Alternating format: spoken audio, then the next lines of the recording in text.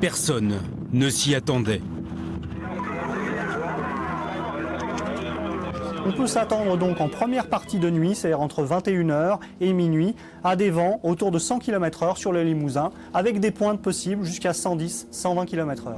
20 ans plus tard, nous avons retrouvé ce technicien de Météo France. Le vent a en fait soufflé à 148 km/h. À 19h30, j'ai vu que j'allais pas rentrer chez moi.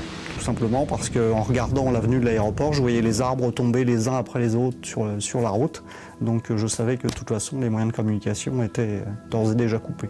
Même situation sur le plateau de Millevaches, où électricité et téléphone sont rapidement hors service. Les pompiers de Faux-la-Montagne doivent s'organiser seuls. Les gens ne pouvaient plus appeler le 18, voilà, s'ils pouvaient venir à la caserne. C'était très bien et on essayait de leur porter assistance avec des paysans, avec tous les moyens, la commune, les tractopelles, ceux-là qui avaient les moyens. Il y a une tôle qui est descendue d'en haut, là, j'ai eu peur. Elle a pris la route à hauteur d'homme, comme ça. Elle est passée à côté d'un de mes pompiers à 2 mètres, quoi. Le lendemain, la forêt limousine est totalement dévastée. Le président de la République en personne vient constater les dégâts.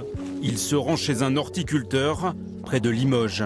On avait fait une bonne saison cette année, les gens nous avaient fait confiance et puis on aime notre métier et puis on est jeunes et puis...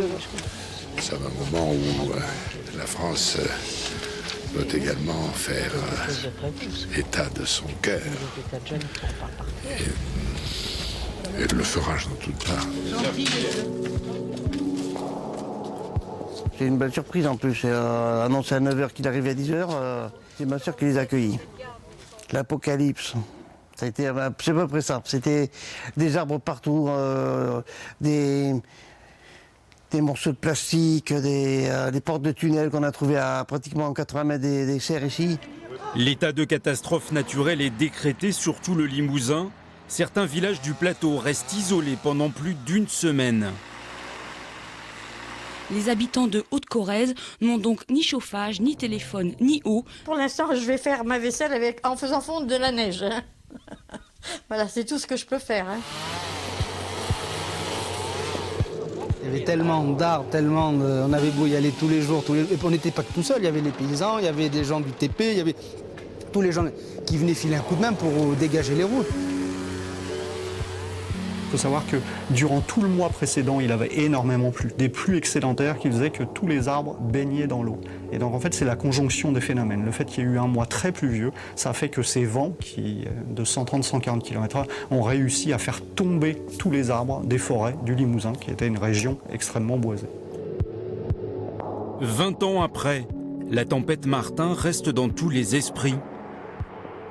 Dès qu'il y a un coup de vent comme ça, les annonces du vent, on pense à ça.